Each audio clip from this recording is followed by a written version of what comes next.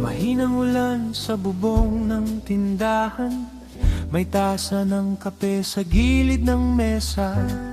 Binubuklat ang dyaryo, marahang pahina, habang ang lungsod ay unti-unting gumigising.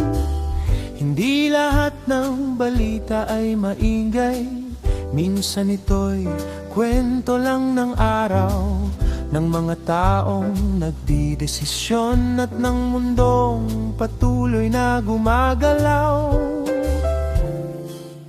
Sa mga opisina ng pamahalaan, may bagong paalala sa paggamit ng ilaw.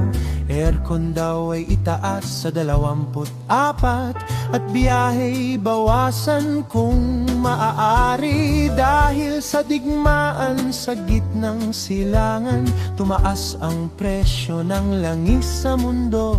Ang Pilipinas umaangkat ng karamihan, kaya ramdam agad ang galaw ng merkado.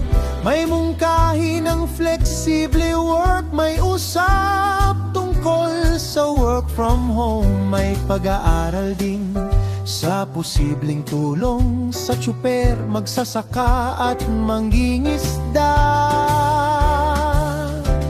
Hindi ito sigaw ng krisis, kundi paalala ng koneksyon ng mundo, kung saan ang balita sa malayong dagat ay nararamdaman sa presyo ng gasolina sa kanto.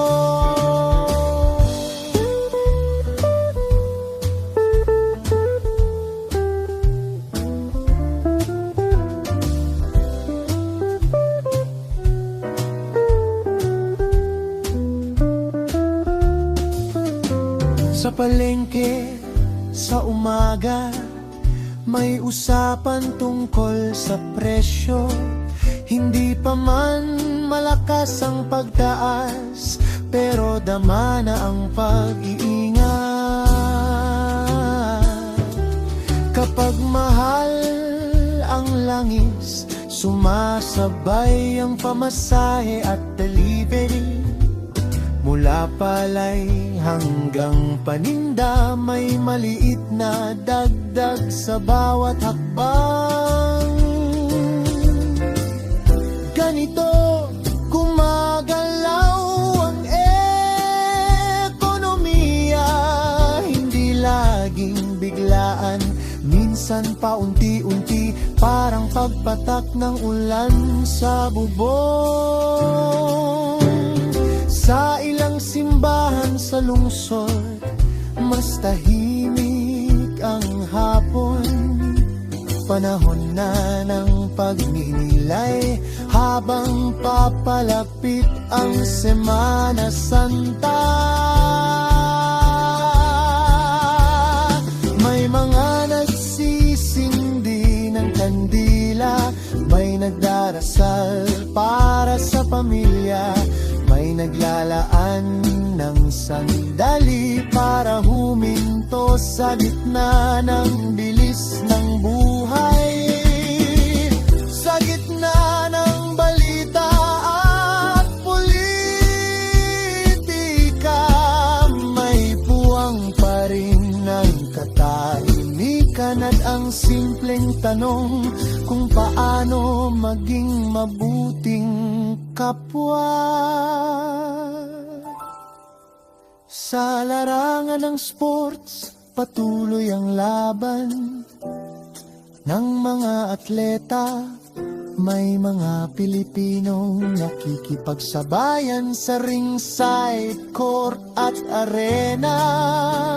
Hindi man araw-araw headline, ang bawat ensayo ay kwento rin ng disiplina at pag-asa na balang araw may bandilang sa taas.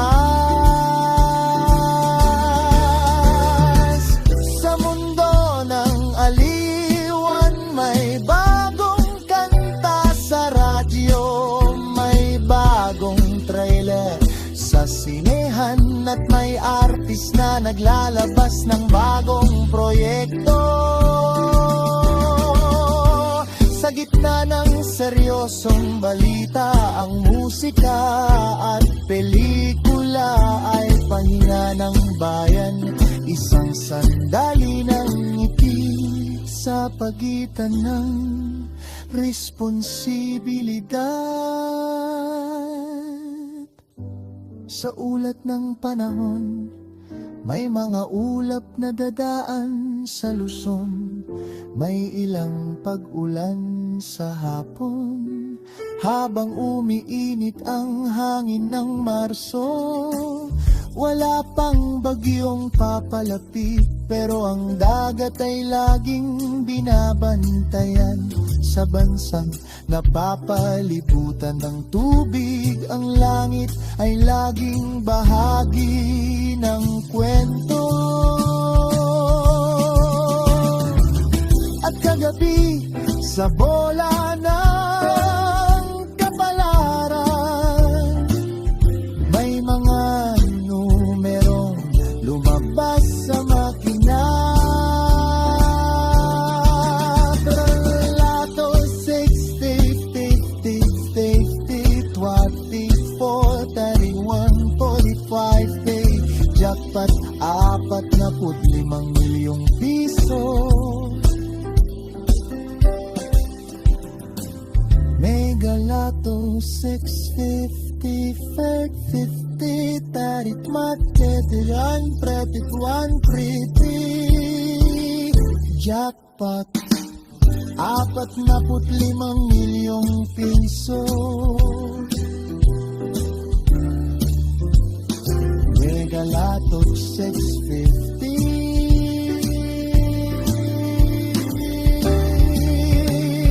50 din wartilituan, trilituan. May 15 bilyong piso. May mga tiket kong tinignan, may mga umiling, may mga umiti.